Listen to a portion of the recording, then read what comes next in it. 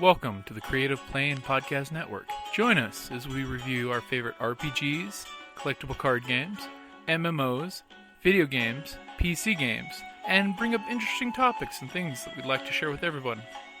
Sit back and enjoy the show.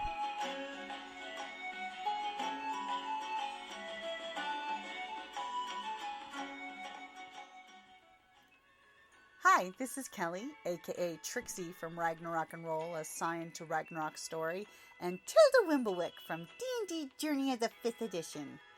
First off, I would just like to say thank you to everyone for listening to our varied adventures, as well as for rating us on iTunes and RPGpodcast.com.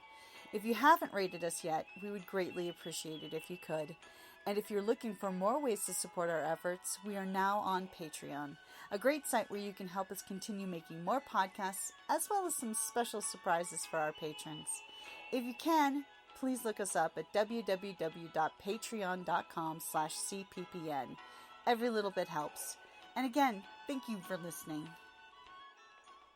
Welcome back to the Creative Playing Podcast Network's RPG A Day Challenge for 2016. It's August the 25th, which makes that what makes for a good character in an RPG, huh? That's a deep, deep question. Yeah. For me, I would have to say, just for all RPG character games, background. The backstory. A backstory, even if it's not completely fleshed out, but like an idea of who your character is, where they're from, what they've been through, helps flesh out how your character's going to behave. It makes for all the difference to have something. My best characters always have something in their history that I can use to determine my actions, so to speak. An anchor point in your character story. And that's also, I think, with the Dungeons & Dragons 5th Edition, I really like it because of the fact that it makes you pick flaws and characteristics and those types of things that not only you can play upon, but your character can play upon. It gives you somewhere to go. It helps you build a backstory while you're character creating.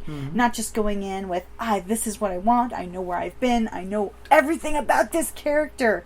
You don't have to know everything about the character with the Dungeons & Dragons 5th Edition. It helps you build that while you're building the character. It can point you in a direction so that if you may have been, I just wanted to play this. Which is all well and good. I mean, hell, I've made many a character like that. No, it's time for me to play this type of character. I gotta try it out. Try it on for size. But I think that having the background makes it more successful in the actual gaming sense. See, I would agree with that, but I would add a little +1 to that.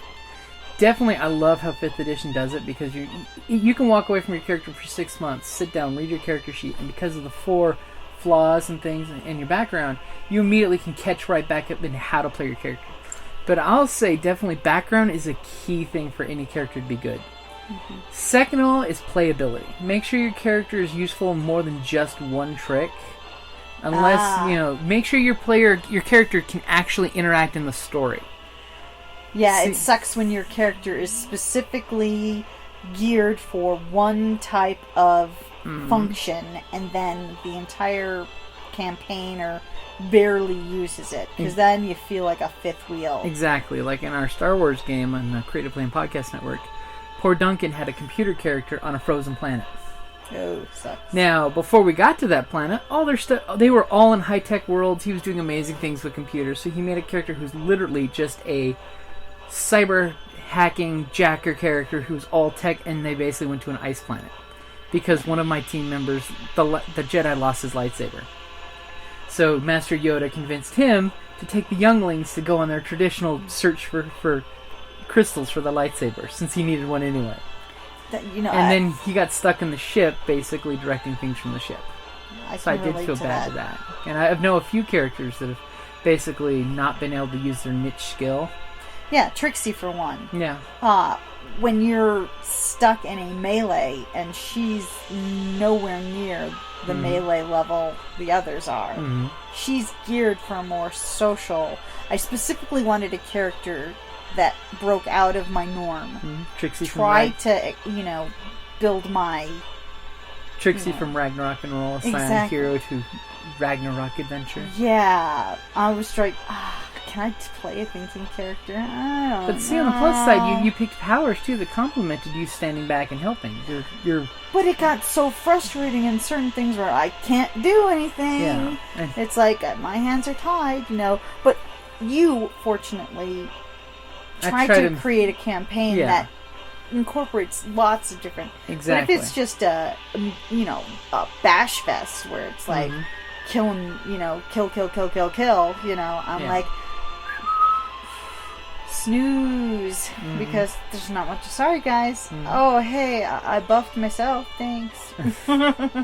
I'll be over here doing nothing for But so. Yeah, that would be my answer. Is what makes a good character is someone that's well-rounded, can be used in many situations, and not just a one-trick pony. And background. Yeah, right? And flesh out definitely the background. With the background. Because that's why I love games like 5th edition D&D, and you've got... It gives you a frame of reference to work within. You've got Dresden Files, which is, 2 games that literally make you build your character from beginning to end, practically. They make you build your world and relationships with the other characters. That one takes the background story to a whole nother level. Oh, yeah. Dresden Files, that's one reason I love with it, is every game should start like a 0 session in Dresden Files, where you actually have to make your world from the ground up. Alrighty, guys, that's August 25th. What makes for a good character? Alright, thank you for listening.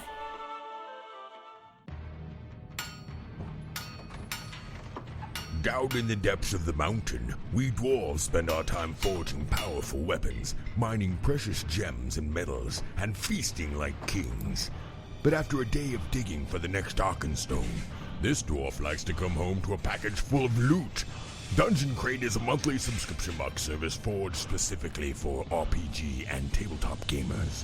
Miniatures, dice, tokens, coins, maps, modules, terrain pieces, handcrafted items, RPG jewelry, and more are yours for only a few gold per month.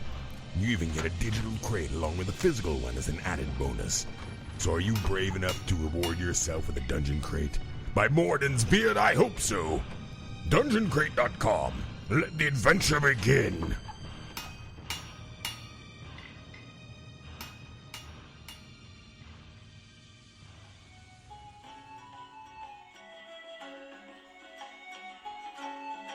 Thank you for listening to the Creative Play and Podcast Network.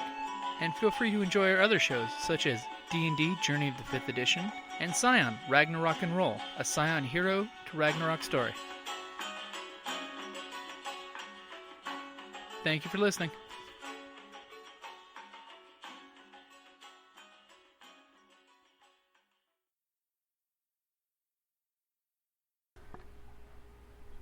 Welcome back to the Creative Playing Podcast, RPD...